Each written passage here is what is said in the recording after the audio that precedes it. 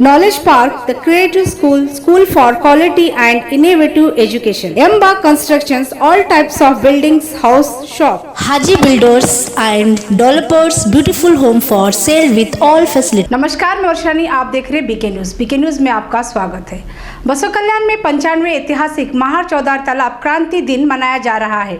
बसो कल्याण सिटी के अकमादी ग्राउंड में 30 मार्च 2022 को 95वें ऐतिहासिक महार चौधार तालाब क्रांति दिवस कार्यक्रम होने जा रहा है। इस कार्यक्रम के पोस्टर का इनॉग्रेशन कर दिखाई हरी झंडी। सिटी के अंबेडकर चौक पर दलित समाज की ओर से इस कार्यक्रम के पोस्टर संजीव कुमार वाडेकर के हाथों इनॉग्रेशन किया गया। बसो कल्याण सिटी में 95वें ऐतिहासिक महार चौधार तालाब क्रांति दिन कार्यक्रम बड़े धूमधाम से मनाया जा रहा है। इस कार्यक्रम में महाराष्ट्र के विधान परिषद सदस्य अमोल मिटकर और गायिका निशा बोध मध्य प्रदेश ग्वालियर से आ रही हैं। 23 मार्च को इस पोस्टर इनॉग्रेशन कार्यक्रम में संजीव कुमार वाडेकर के साथ दलित लीडर दिलीप सिंधे, तहसीलदार शिवानंद मैत्रे, शीतल सिंधे, सिकंदर सिंधे, पिंटू कांबळे, संजू गायकवाड़ के अलावा और भी कई लोग मौजूद रहे। उन्होंने भी ये प्रोग्राम अरेंज किया है, उनको मैं शतशः धन्यवाद देता हूँ। शतशः धन्यवाद इसलिए देता हूँ कि ये कुछ करमनी का प्रोग्राम नहीं है, ये प्रोग्राम जन जागृति का प्रोग्राम है। आज फिर से मनुस्मृति ऊपर आ रही है, हमारा संविधान खतरे में जा रहा है। इसके लिए ये हमारे भाइयों ने जो भी प्रोग्राम अरेंज किया है, मेरे सभी बैकवर्ड भाइयों को, हम सभी को मैं विनती करता हूँ, ये प्रोग्राम ये तुम्हारा प्रोग्राम है, अपना प्रोग्राम है, मेरा प्रोग्राम है। ये ऐसा सोच के सभी जन ये प्रोग्राम को आके ये प्रोग्राम की कार्यक्रम को शोभा बढ़ाए, इतना मैं विनती करता हूँ। महार सत्याग्रह आज बाबा साहब का पहला उनका जीवन में का संघर्ष और वो तालाब पर छूकर इस हमारे भारत देश को आजाद। ARK Giri silk and sari, Raj electronics and home appliance, SVS tyres, total tyre solution in one use. जैसा करे हमारे डॉक्टर B.R. अम्बेडकर जी के किए तो है और वही फंक्शन आज महार का प्रोग्राम हम यहाँ बसो कल्याण में करने जा रहे हैं। ನಾಡು ಸರ್ ಸಮಾನತೆ ನಾಡು ಈ ನಾಡಿನಲ್ಲಿ ಈ ಒಂದು ಐತಿಹಾಸಿಕ ಕಾರ್ಯಕ್ರಮ ಹಮ್ಮಿಕೊಂಡಿದ್ದು। ಈ ಕಾರ್ಯಕ್ರಮ ದಿನಾಂಕ 30 ಮತ್ತು 3 2022ರಂದು ಸಾಯಂಕಾಲ 5 ಗಂಟೆಗೆ ಅಕ್ಕಮಾಧವಿ ಕಾಲೇಜ್ ಆವರಣದಲ್ಲಿ ದೊಡ್ಡ ಪ್ರಮಾಣದಲ್ಲಿ ಕಾರ್ಯಕ್ರಮವನ್ನು ಆಯೋಜನೆ ಮಾಡಿದೆವು। सोशल इक्वालिटी फ्रंट की ओर से प्रेसिडेंट ऑफ इंडिया को तहसीलदार के माध्यम से दिया मेमोरेंडम। सोशल इक्वालिटी फ्रंट की ओर से प्रेसिडेंट ऑफ इंडिया को मेमोरेंडम के माध्यम से कहा कि प्राइवेटाइजेशन बंद करे और नौजवानों को रोजगार दे। 23 मार्च 2022 को शहीद भगत सिंह के शहीद दिवस पर सोशल इक्वालिटी फ्रंट ने प्रेसिडेंट ऑफ इंडिया से मांग की है कि प्राइवेटाइजेशन से गरीब जनता को परेशानी हो रही है और इससे रोजगार में भी परेशानी उठानी पड़ रही है, इसीलिए इस प्राइवेटाइजेशन को बंद करे और नौजवानों को रोजगार दे।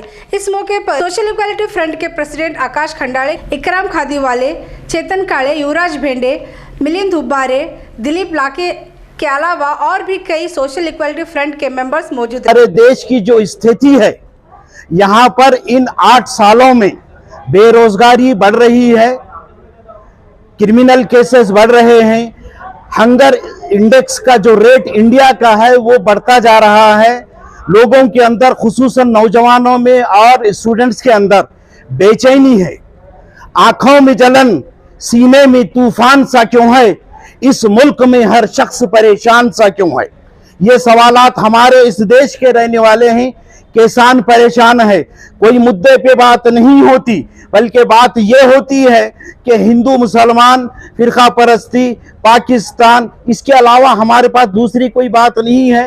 बेरोजगारी है, महंगाई है। आज के दिन हम मोहतरमा तहसीलदार जानिब से, उनके ओर से सेंट्रल को और स्टेट गवर्नमेंट को ये मैसेज देना चाहते हैं कि स्टूडेंट्स के लिए जॉब के लिए सुविधाएं मुहैया कीजिए। वो नहीं जो हवा के साथ बदले, युवा वो है जो हवा का रुख बदले।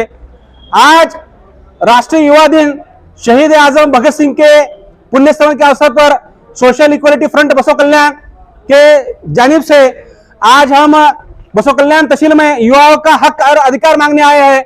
आज के दिन हमें सेंट्रल गवर्नमेंट से रिक्वेस्ट कर रहे हैं कि जो सबसे बड़ा भारत में समस्या है युवाओं का रोजगार की समस्या है। आज भारत में 45% युवा बेरोजगार है। ये बहुत ही गंभीर बात सरकार के सामने लाने के लिए हम आज यहाँ से मेमोरेंडम देने वाले हैं। दूसरी सबसे महत्वपूर्ण बात, आज चंद उद्योगपतियों के हाथ में भारत को बेचने का षड्यंत्र कर रहा है, उसके लिए सबसे बड़ा कारण है प्राइवेटाइजेशन। तो इस प्राइवेटाइजेशन को खत्म करते सभी प्राइवेट संस्थाओं को राष्ट्रीयकृत करना, ये हमारी सबसे बड़ी मुख्य मांग है। क्योंकि जब तक राष्ट्रीय संपत्ति नहीं होगी, हम हक का अधिकार किसको मांगना, यह एक सबसे बड़ी समस्या है।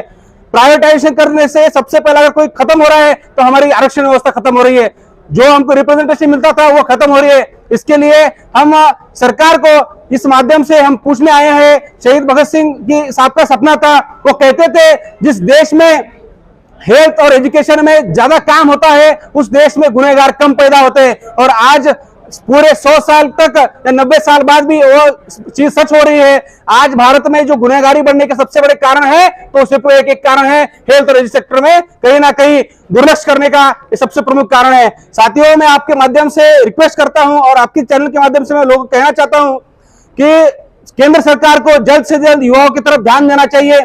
युवाओं को रोजगार मिलना, सरकारी क्षेत्र फिर एक बार चालू करना, प्राइवेटाइजेशन जो हो रहा है उसको तुरंत रोककर फिर एक बार हर एक संस्थान को गवर्नमेंटाइज करके जो हमको प्रतिनिधित्व की व्यवस्था संविधान में दी है, बाबा साहेब अम्बेडकर ने जो हमको आर्टिकल लिख के दिया है, संविधान पूरी तरीके से इंप्लीमेंट करना, ये कहते हुए आज हम सब लोग तहसीलदार को ये निर्णय देने आए हैं। तो मैं सबको और एक बार कहना चाहता हूँ, इंकलाब जिंदाबाद, इंकलाब जिंदाबाद, इंकलाब जिंदाबाद।